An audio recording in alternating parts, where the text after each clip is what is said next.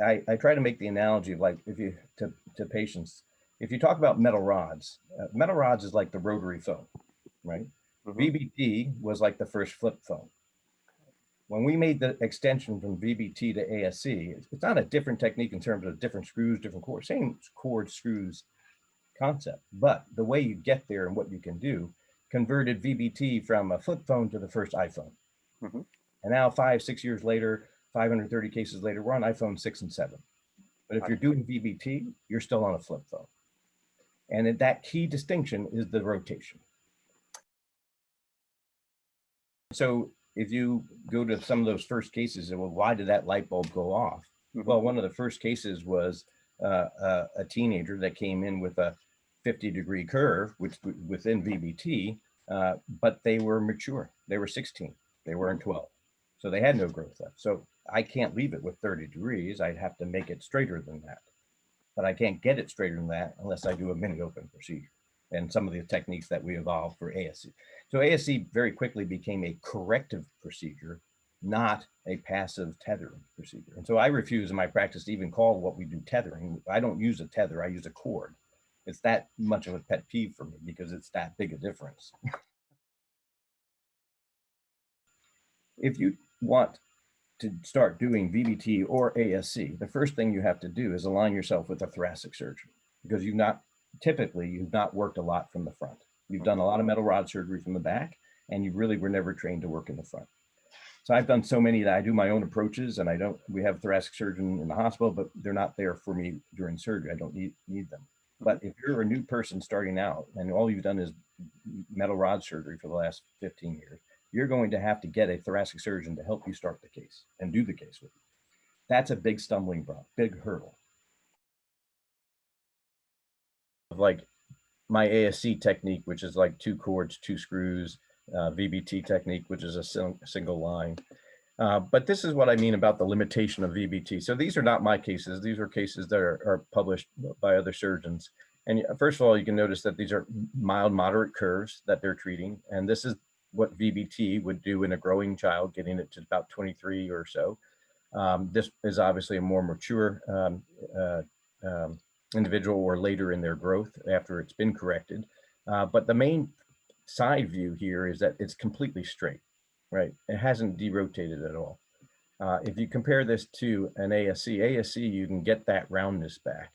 And what that does is improves your neck posture. And we showed that, a group at me and some people at Shriners in 2011 published a whole study on the cervical neck issues with scoliosis because you can see my hands also on this, because that spine goes in and rotates, the neck will pitch forward, right? And so that's what you see preoperatively. You see this hypokyphosis and then the neck pitching forward. If you derotate and correct the roundness here, the neck will start to improve itself. But VBT does not do any of that. And that's the limitation that we keep referring to.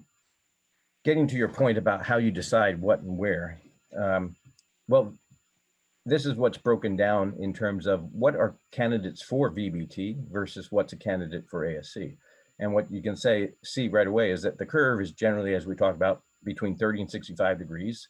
You can do VBT. If it's flexible, less than 30, you can do VBT. If it's a growing spine, you can do VBT, right? However, as I was trying to make the argument, no matter what, even in that category, you're better off with ASC because it's going to derotate your spine. By greater than 90%, you'll get improvement in your roundness of your back, whereas with VBT, it's less than 2%. This is the critical factor here. And your average corrections are going to be much higher with the ASC. So then, what does ASC do? It does curves that are well over 65. It addresses the thoracic hypokyphosis, that's that inwardness. You can do curves that are stiff or flexible. You can do curves that are old or young, adult curve and complex curves, and you can do stage surgery, none of which you can do with VBT.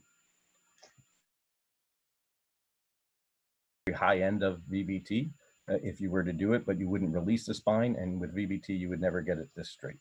Right. And now this person obviously didn't have a lot of growth left. And so I tried to make it as straight as possible. This is what it looks like from the side, just like the model. This is this same girl, but this is 9 days after surgery. right? So with ASC and even VBT, the recovery rates are quite quick because it's less invasive surgery. But where can you take ASC where you can't take VBT? Well, ASC can do 65-degree curves and get them like that. You can do 78-degree curves and get them like that. And this is clinically what it will look like. And this is the difference also between VBT. Now you'll see some roundness appearing. That's the derotation effect of pulling it out and derotating and rounding out the back. Here, this was an 86-degree curve. And this, you can see how much roundness improvement of that thoracic kyphosis was achieved. And that was a multiple release type situation. Here's a more mild curve, 51 degrees, but even in this situation, you'll see the roundness filling out much more appropriately. Extreme cases, 90-degree curves with ASC, you can actually, again, this was a stage surgery, so it was done in 2 parts, but going from 90 degrees to 70 degrees and getting this kind of contour. And here's a different girl. And the reason I brought this up is, again, this was a stage surgery, 90 degrees before, about 13 or so degrees after.